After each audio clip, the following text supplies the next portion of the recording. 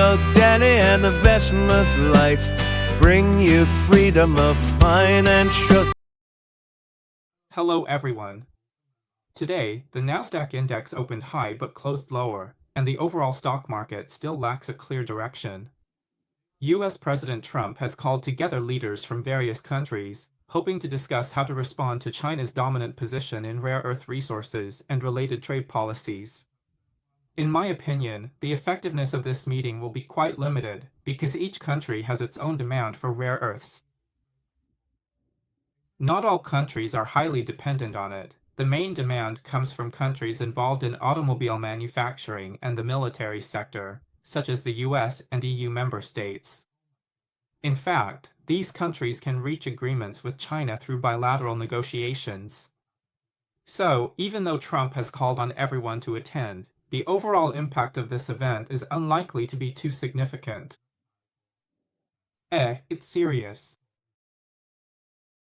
But when it comes to this incident, it really highlights that the conflicts between China and the US are getting deeper and deeper.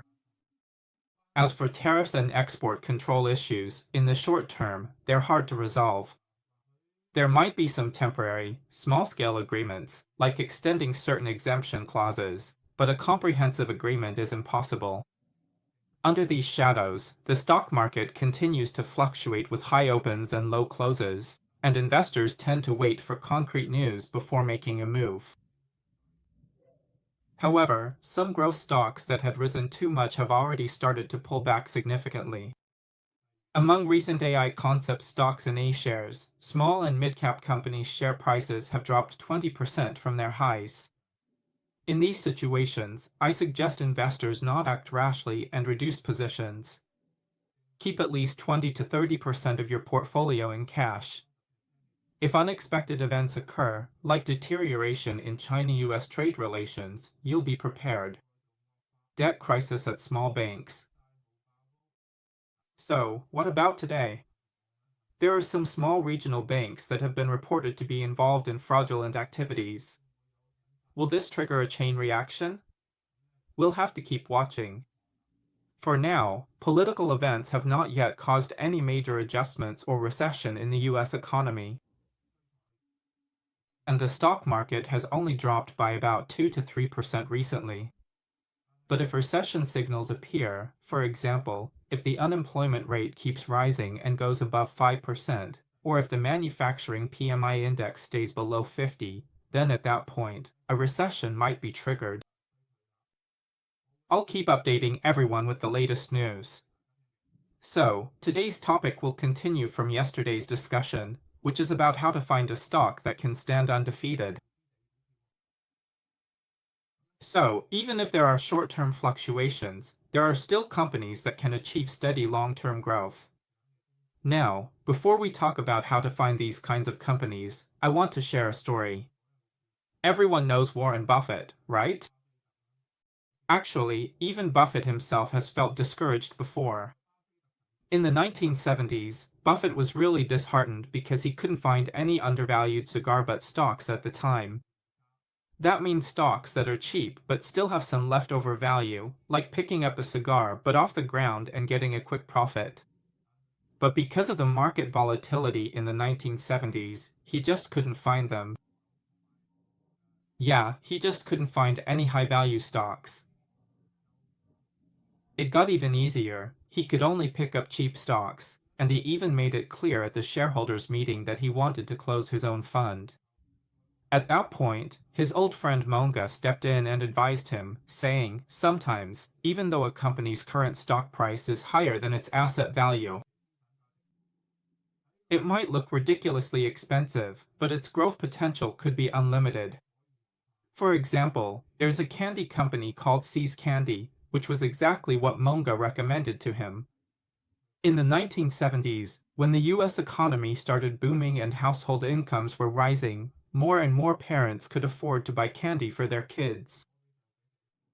This company had a strong brand effect, with simple products that really resonated with people. Plus, with population growth and improvements in production technology, the demand for candy kept expanding. As a result, Buffett spent tens of millions to buy this company, and at the time, he thought it was really expensive, 3 times the price. But guess how much the company is worth now? Its value has already reached $1 billion. Several billion US dollars. This story tells me that some companies may seem expensive, but if you look at their explosive growth and demand over the next 10 years, then they're worth investing in. That's because these companies have a moat, right? The most important thing we want to talk about today is the moat, a kind of long-term barrier that protects a company's competitive advantage and helps the company stand firm from being defeated. In today's era, the most crucial trend is definitely the development of AI. AI can actually be divided into 2 aspects. One is the application level, and the other is the hardware level. On the application side, AI uses data centers to train models, like Tesla's visual neural network for autonomous driving. As for hardware AI, it's about providing the chips and equipment needed by data centers, like NVIDIA's GPUs. If you think about it, hardware is like the picks and shovels for gold miners, while application companies are the ones actually using those tools to dig for gold. But the manufacturers of the picks are really making solid profits. Take NVIDIA for example. Their stock price has soared from $50 and has gone up more than tenfold, all because the demand for GPUs for AI training has skyrocketed. In 2024 alone, their quarterly shipment growth exceeded 200%. So, these kinds of companies, how do we find them? First, you need to have insight into the trends of the times and understand which companies are truly riding the wave. Take NVIDIA's leading AI hardware. For example, they've launched high-performance chips, and because of that, it's basically guaranteed that this company will thrive and ride the momentum. There are 3 types of so-called moats. The first is a policy moat, the second is a technology moat, and the third is the brand moat. Take Buffett sees Candies as an example. The main thing is the strength of the brand. Making that kind of candy is actually pretty simple. There's not much of a technological barrier. But C's image is deeply rooted in people's hearts. Consumer loyalty is high, which leads to a gross profit margin consistently above 40%. Another example is McDonald's. Making a burger isn't really that hard, but the fast food culture and global recognition mean that whenever kids see it, they think of Happy Meals and want to eat at McDonald's. So the steady stream of customers and growth brought by the brand, this is the kind of moat we're talking about. Yeah, it's still good, but compared to the other 2 types of moats, this one is relatively weaker, because a single incident affecting the company's image could cause a significant drop in the company's revenue. For example, the supply chain issue McDonald's had in China in 2014 caused its stock price to drop by 10% in the short term. So, I wouldn't recommend it. Buying these kinds of stocks is just relying on the so-called brand moat. My favorite type of moat is actually a technological moat. That means the company owns the industry's most advanced technology, which is hard to replace. For example, Tesla in the field of autonomous driving, using massive amounts of real-world data. With over 1 billion miles of data and neural network algorithms, they're way ahead of their competitors. SpaceX's reusable rockets, for example, have technically achieved a tenfold reduction in launch costs. By 2025, they've completed 300 successful recoveries. So, what about SpaceX's valuation? It climbed from $1 billion in 2010 to $200 billion now. Even though it's still a private company, its technology isn't easy for others to surpass. That's because innovation nowadays requires massive amounts of capital. It's not like back in the 1990s, when someone like Mark Andreessen could just code up a website, create something like Netscape, and strike it rich. Now, training a large AI model can easily cost billions of US dollars. Only tech giants like Google or OpenAI can afford to do it these days. If you're ahead in this technology, it's really hard for other competitors to catch up. That's why, if I'm going to invest, I definitely want to invest in companies that are leading in technology. I would hold on to those stocks for more than 10 years, in the end. Then there's the policy moat. A policy moat is when a country's policies support certain industries. For example, China is pushing for self-sufficiency in domestic chip production, like SMIC.